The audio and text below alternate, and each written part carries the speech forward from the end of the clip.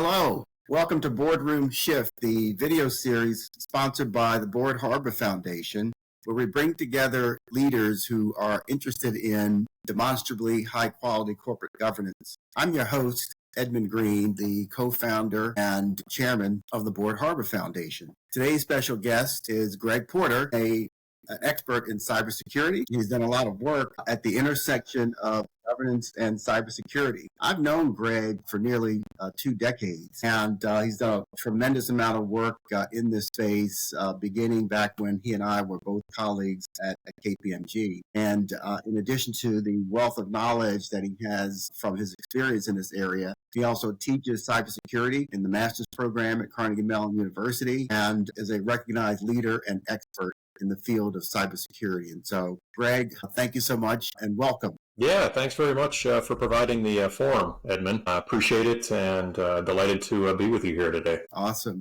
So, Greg, as we get started, I wanted to maybe have you take about 5 minutes to provide the audience with a little bit more background on yourself and your experience, and particularly how you got into this whole area of working at the intersection between corporate governance and cybersecurity. Yeah, sure thing. It's a great question. I'll try to be brief here, Edmund. But I got my start working in information security almost 25 years ago. I left Carnegie Mellon University as a wayward graduate student and went into the realm of the Big Four, Ernst & Young, and then KPMG, of course, where you and I had an opportunity to work together. And ever since that time, I've really been on the front lines of information security, doing a number of things from technical assessments to governance, kind of diagnostic reviews, teaching. I've really tried to take what I've observed over the past several years and use it to kind of instrument chief information security officers, board members, and even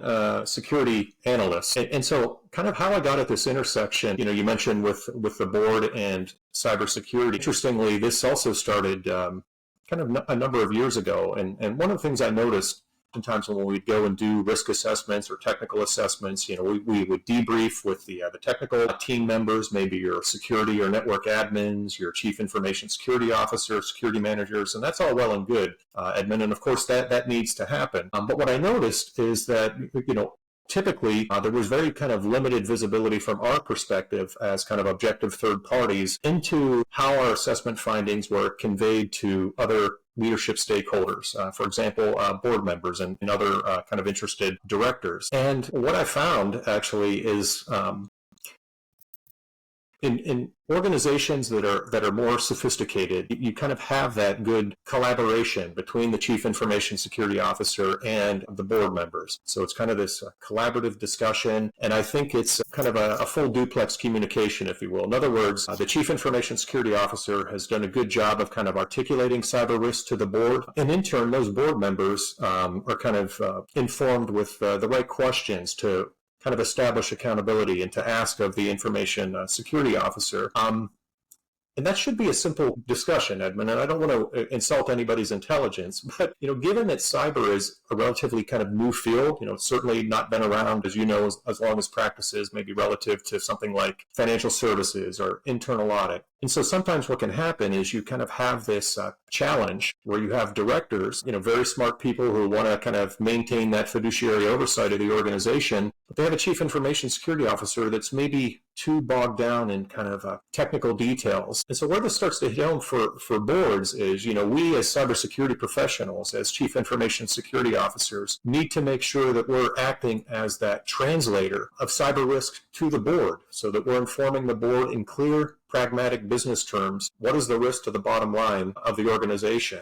as it relates to cybersecurity. In addition to that, there's, of course, this cyber literacy component. So making sure that our board is kind of informed on what are the right questions and things that they should be asking for and looking for from an accountability perspective when it comes to cybersecurity. So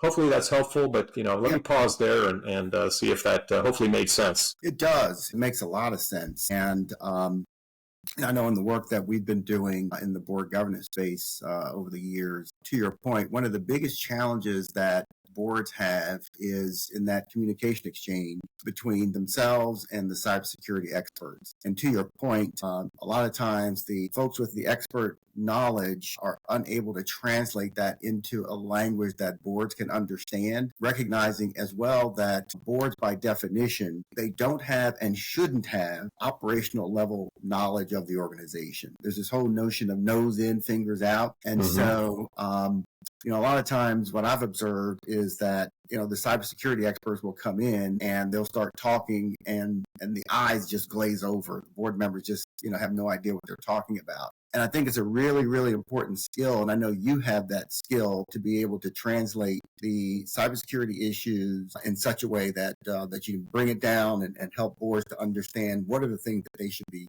paying attention to. And so when you think about it in those terms, from your perspective, what are the three most important things that boards need to know or need to be thinking about relative to cybersecurity for the companies where they're serving on those boards? If you could kind of distill it down to two, but maybe three things that they should know and be thinking about. Okay, well, hold me accountable to three here. I'll try to kind of encapsulate that question. But you mentioned kind of that translation aspect, and what I want to come back to is if you think from the board perspective, that fiduciary component, it's clear to these business leaders and these board members, the organizations that they're overseeing, how they make money, how do they generate revenue, how do they fulfill mission.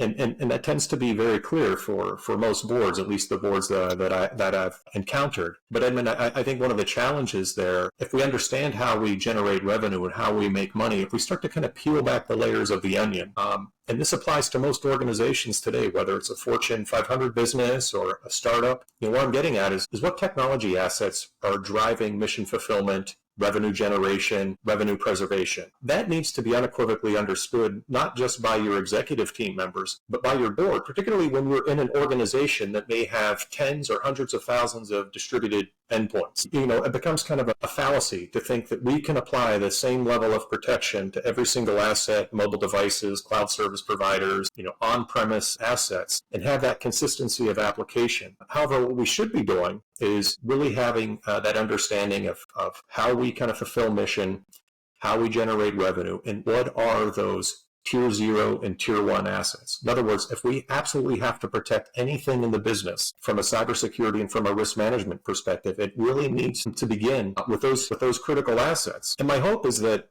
some of the questions that a board member would be asking is related to that revenue mission. What are those assets? Now, institutionally, you should have this information, ideally. Not everybody does, of course, but in something like a business impact assessment, and some redundancy in place through your disaster recovery plans. But I can tell you firsthand, Edmund, having responded to a number of breaches over the past several years, we've gone into organizations, we talk to business leaders. Of course, they understand mission fulfillment and how they make money as a business, but very quickly that can start to fall apart when we try to do some investigation on what are those assets. And so we as incident handlers and incident responders need to kind of discover those assets, sometimes on our own, and it just shouldn't be in that case. So I would say, kind of point being is, do we know what those critical assets are? So if we're able to kind of understand that as a board, the second question I would have is, I know you're very kind of familiar with risk management, but, I really like to think of it as threat exposure management, or TEM. And so if on that maturity scale, if we're progressing and we have good business impact analyses documented, and our chief information security officer and our chief risk officer and so on understand what that data looks like, and we're doing our resilience testing, through disaster recovery and so on, the component I'd like to think about, Edmund, once we understand those assets, is how could we disrupt those? Right? We have the BIAs. We know what our recovery time objectives and our recovery point objectives are. We don't need to understand that as a board.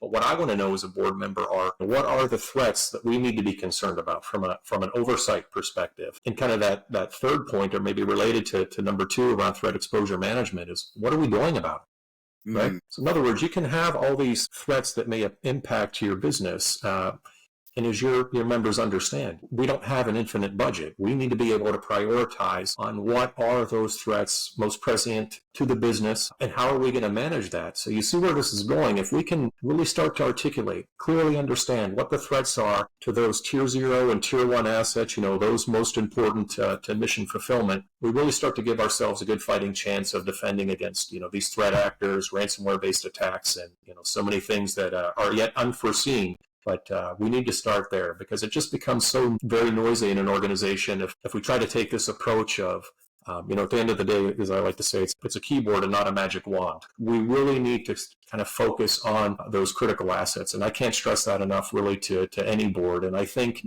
again, in my opinion, quite frankly, a lot of the challenges that we've had in cyber over the past decades is because we have these disparate assets. And sometimes as a technical engineer, which many, not all, but a lot of CISOs come up through those ranks, and which is all well and good. But if you lose sight of that business impact, right, and what's most important to the company, it's not cybersecurity, right? They didn't get in business to be a cybersecurity organization, but how do we marry that with, what the mission of the organization is and what the assets are that, we need to be concerned with defending? Absolutely. Unequivocally. Greg, I love that. And I love the fact that you started with a business-centric approach, because typically when technical people are asked the question, what are the top 2 or 3 things that boards should be paying attention to, they automatically switch over and start talking about the technology aspects rather than what you did, which is you got to start with the business, figure out where and how you make money. What are the key drivers of demand for your business? Who are your customers? Who are your suppliers? Almost like a Michael Porter, 5 forces analysis. And then once you have that, then you turn to the technical assets to understand the vulnerabilities. I love that framework, that business-centric framework. And I think that's one of the key takeaways from the discussion today. Yeah. And I would say, just kind of in fairness, in defense of my profession, which I'm very passionate about, cybersecurity. If you take something like internal audit, or you were to take a chief legal officer, and let's just say she's looking at maybe an impending merger and acquisition, when she briefs the board, on those privacy or M&A risks, that verbiage and that information is understood because it's been tested over time, right? With board members, they've gone through other board meetings. The legal counsel or the CIO, they're kind of familiar with that acquisition process and what are some of those most kind of salient risks that the board's going to be interested in. I would say in cyber, that's the goal state. In other words, if you talk to 10 different chief information security officers and you said, well, if you're going to talk to your board, what are those things that are really hitting home, that are driving impact? You would probably get 10 different responses. And I think this goes back, as we were saying at the outset of our conversation today, that's where that translation, and quite frankly, again, in my opinion, where I think we need some consistency of application, right? What are those key metrics? What are those key questions that, regardless of what company you're working for as a board member, that you should be asking of your chief information security officer, and oftentimes in many cases, this translates over to the chief risk officer as well. So, that's one of my missions, and what I've been really working on is trying to think about that instrumentation for the board, right? So it starts to drive this mutual accountability, Edmund, where there's not this kind of fog of more, where you have a CISO going into a board meeting and they're hoping that what they're going to say is going to resonate with the board, and vice versa. As you said, sometimes the board members can glaze over. These meetings go very fast. I mean, if you're getting 10 to 15 minutes, consider yourself lucky as a CISO. And hopefully you're meeting quarterly, so you have to have maximum impact. And that should work both ways. In other words, the board should know what to expect from the CISO, what questions they have, and vice versa, so they can get to the bottom line business impact and understand from a cyber maturity and a cyber health perspective, are we in a good posture? And how are we prioritizing those threats, with our limited budget that we need to focus on? Absolutely. One of the quotes that I love is something like, the board's role is not to answer the questions, but to question the answers, right? And so that's a really, really important role for boards to play. Yeah, when I heard related to that, Edmund, years ago is, smart people have the right answers, brilliant people ask the right questions. There you go. You go. That's it. That's the goal, right? Can we get the board members in the position where they're just inquisitively, asking the right questions? Yes. And then, of course, once they get fulfillment of those answers, you can move on to the next item in the agenda. Absolutely.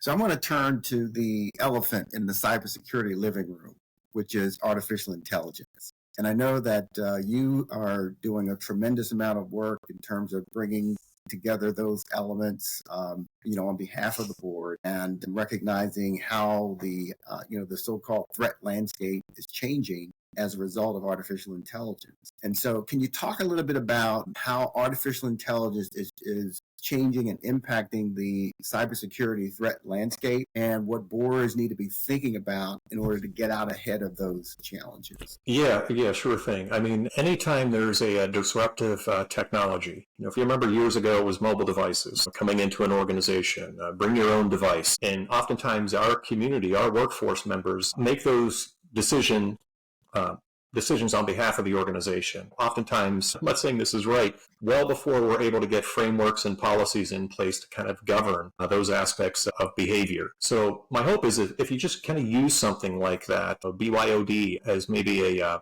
lodestar, and think about the posture of the organization, 10 or 15 years ago when we were kind of challenged with those problems, that mindset. Right, we just had this new disruptive technology, artificial intelligence, which, again, it's kind of the same types of things Edmund and I have been observing.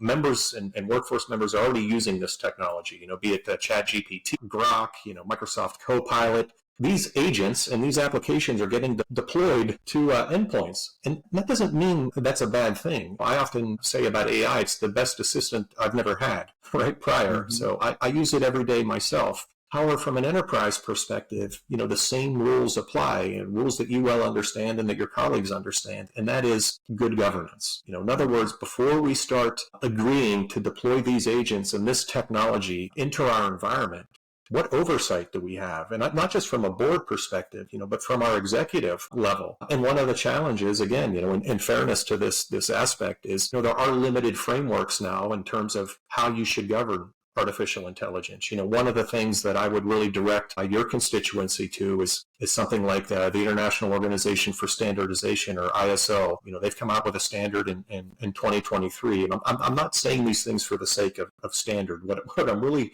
trying to articulate here is, let's set up a governance model. And if we all agree that, yes, we need governance of AI, then where do we begin this conversation? And something like, the ISO 42001, which is a security-minded framework purposefully built for governing AI. Edmund, our friends at NIST, of course, they have their AI risk management framework as well. So we can use these standards, right? Not that we have to fulfill every single practice area, but those helps us kind of establish competency and expectations of what we should kind of implement and kind of institutionalize in the organization, versus this kind of mass implementation where now we're trying to catch up to the technology that's already been deployed. And I find through experience, if we're not trying to manage that and set up some guardrails as proactively as we can, and you might be listening to this and you're thinking, well, Greg, we're already using AI and we have very limited governance. Mm-hmm. I understand that. And so now, from a risk perspective, how do we start to establish some internal culture and policy, to act as those guardrails around those systems and our workforce members that are using AI? That would kind of be my first recommendation. I hope that no, that's sense. Very helpful. And you actually triggered a thought in my mind about where in the system development lifecycle should the governance process over AI, where should that begin? Because, as you know, by the time these things, agents and other tools and algorithms are deployed, oftentimes it might be too late. And so from a board perspective, what should they be insisting in terms of where in that system development lifecycle the governance and the protections and the standards should be applied before those solutions are actually deployed? Yeah, sure thing. Absolutely. If I've seen this one time, over the past several years, I've seen it 1,000 times. And that is, where should this start? And AI is just kind of the challenge du jour, of the day currently. But it'll be replaced in years ahead, if we start to get into quantum computing and quantum encryption and so on. So plenty of challenges that lie ahead. But where we should start, and I wish everybody did this, and again, it's often the most simple principles that get overlooked. That should absolutely start as part of your project management office, your PMO function. As you begin a new project, It could be any project, whether you're making widgets, you're building an AI-informed e-commerce application. As you start those discussions internally, your project management office ideally should have something, we call it a BRD, a business requirements document, right? So what are those requirements that this application or this system needs to fulfill? Now, ideally, again, you're doing this from the outset. So you're defining what those business requirements are. And at some point, to your question, there may be this intersection of artificial intelligence. And again, I don't mean that this needs to be overly complicated. And, the people attending these PMO meetings, your software developers, your risk liaisons, your cybersecurity managers, your technology experts, and so on, they kind of collaborate, right? So we develop this list of business requirements relative to AI, relative to cyber, privacy, risk, and so on. And then we kind of have this really binary option. Is it mandatory or is it desirable? Now, if it's mandatory, that means that we need to have a solution where that's non-negotiable, right? It absolutely has to fulfill that business requirement. If it's desirable, then that may be something, depending on the business unit owner that's looking for that application. We might be able to get that, in our solution ultimately, but it doesn't act as a bottleneck where all of a sudden, we can't fulfill the intent of this system or this application that we're designing. So again, it's really at phase 0 of that life cycle that we embed these requirements. Now, hopefully that sounds straightforward and commonsensical, but that hardly ever happens. What often happens is we develop software, we acquire commercial off-the-shelf products. Hopefully we're doing pre-production testing, but again, that's very limited in some organizations. It gets pushed into production, and now we find out, to your question, I didn't know that this was communicating with a cloud service provider and, offloading information and using machine learning algorithms to help us improve our marketing or sales efforts. And all of a sudden you find that out. Then, as you know, being a risk expert, then you start to think, what are the risk implications of that? My point is, had we done that diagnostic, had we defined our business requirements at the outset, we're going to be in a much better position. But again, not everybody's doing that. But let this be a lesson learned. If you're not leveraging organizationally your project management office for them to really drive those business requirements and kind of fulfill that function as a shared service across the enterprise, I would really encourage you to do that. And again, I see it not happening as much as I would like, but that's really kind of my takeaway from that question. And so to your point, and we've seen this in the ERM space where there needs to be someone in the organization who's kind of designated as the orchestra conductor, if you will, to bring all these different siloed groups together. Because, as you mentioned, and you're right, these groups, especially in larger organizations, they tend not to work closely together. And to develop these systems independent of the different functional areas that might be impacted. And then later on, they find out that there's some vulnerability or that there's some functionality that should be in place. And then they have to go in and, excavate the cadaver and start building on and bolting on different kinds of solutions. And it just becomes a much more costly and a difficult process of erecting the kinds of protections that an organization needs to have in place. It does. Is it the CISO, the CIO? Whose job is it to be the person to bring all the stakeholders together to make sure that, inherent bias isn't coded into the algorithms and other vulnerabilities aren't overlooked? Yeah. I mean, in terms of who's ultimately accountable, again, back to the kind of the outset of our discussion, I would say that culture of the organization ideally starts at that board level, and it really starts to kind of be driven down and across the organization. Who's ultimately accountable for those decisions? I would say it depends. If you're looking at the privacy implications of AI-enabled technologies that you all may be using as an organization, maybe that falls under the purview of your chief privacy officer. Certainly, the security implications of any AI technology, in my opinion, would be kind of under the auspices of your chief information security officer. Naturally, you may have regulatory impact. I mean, one of the challenges right now is not just training these machine learning models and AI applications, but as really you can think of AI, it's an intelligence management tool, right? And it's literally querying, our entire breadth of knowledge that we've been able to digitize. But because of that, you can start to get into areas of copyright infringement. So, my point, Edmund, is that now we're into kind of these legal aspects. So in terms of who ultimately owns that, that's where having something like an Information Security Steering Committee, an ISSC, or your risk committee or a technology committee at the board level, right? That these are the individuals that are kind of maintaining that foresight, right? What's on the horizon? What are we seeing that's going to impact our business?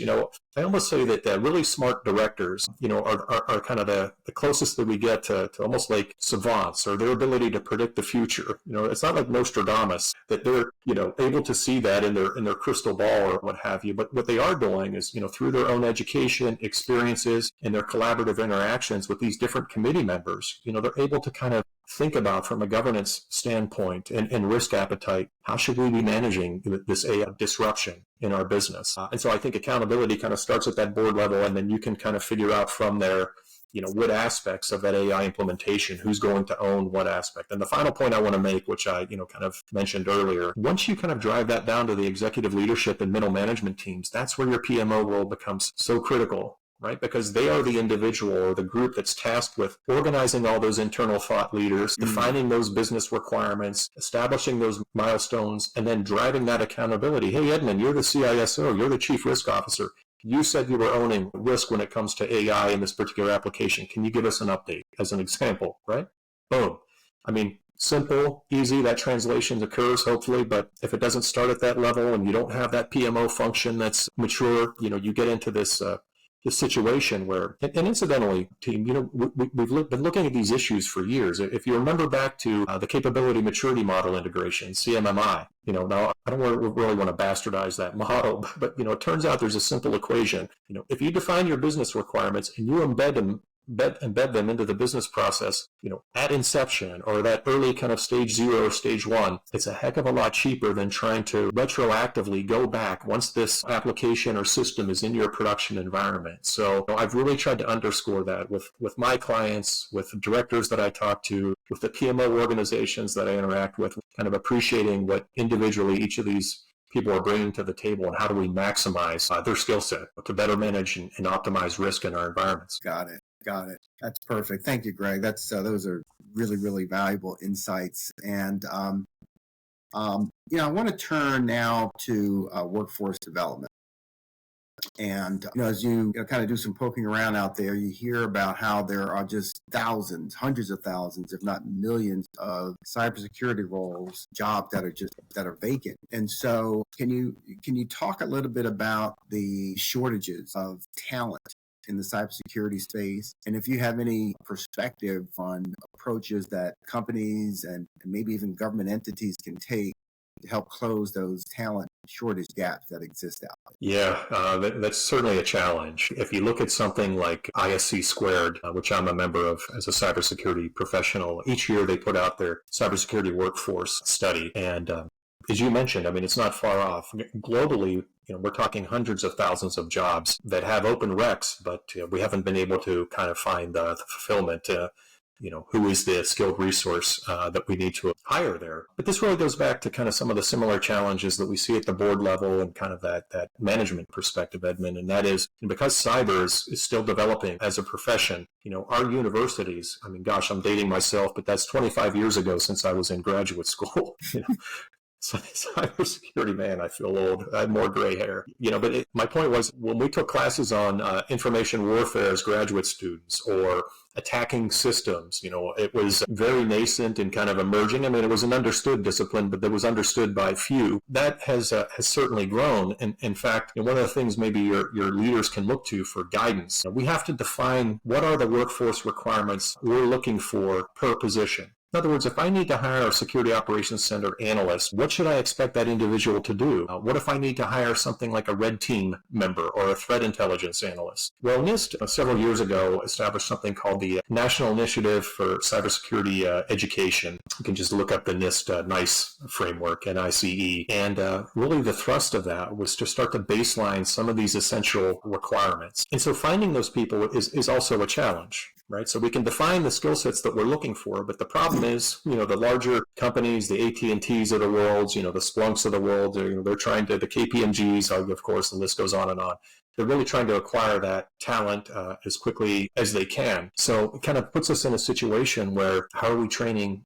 We have this tremendous demand. How do we get people out into that workforce as quickly as we can? And it's really my opinion. I think one of the things that, we really need to just start with is intellectual curiosity.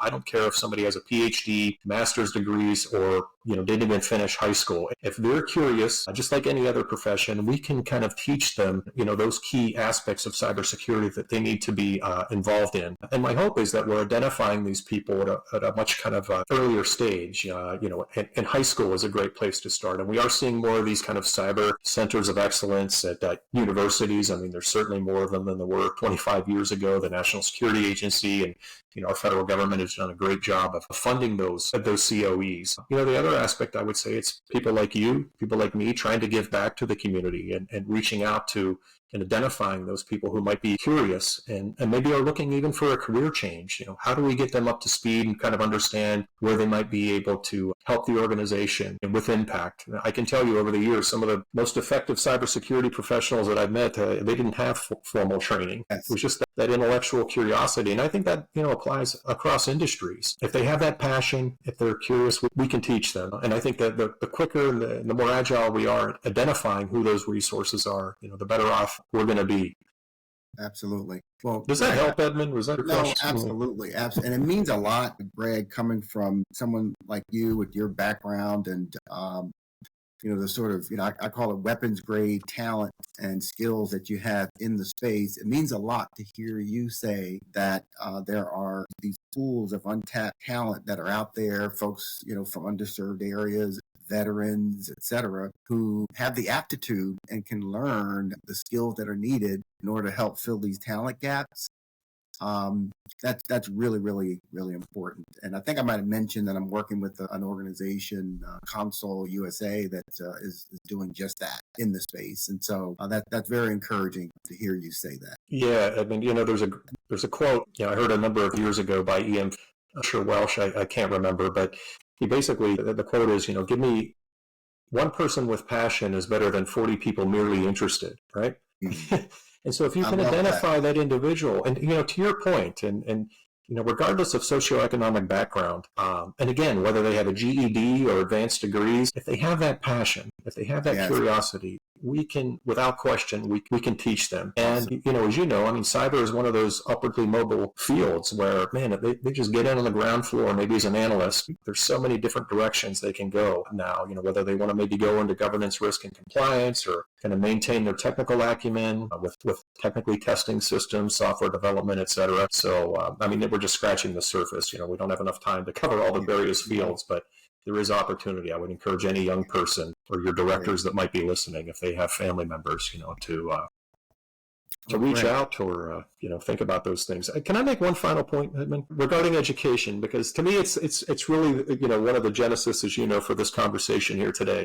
This is great, right? We're trying to train analysts and we're trying to get new people into the realm of cybersecurity. But think about your directors. Right? Depending on the organization, if we look at the average age of a director, maybe it's 60 years old to 75 or so, hardworking people, intelligent, but many of them didn't grow up with cyber or using the technologies that their businesses may be using. And so my point is, how do we reach that audience? And so again, if I can be candid, some of the board training, in fact, most of the board training that I see out that's available today, talks about, well, you need to be concerned about legal ramifications of cybersecurity. And again, I'm not trying to insult anyone here. You need to understand risk. I think we'd all agree. Those are good cyber hygiene and risk management hygiene things to do. But what they don't get into is, what is the instrumentation behind that, right?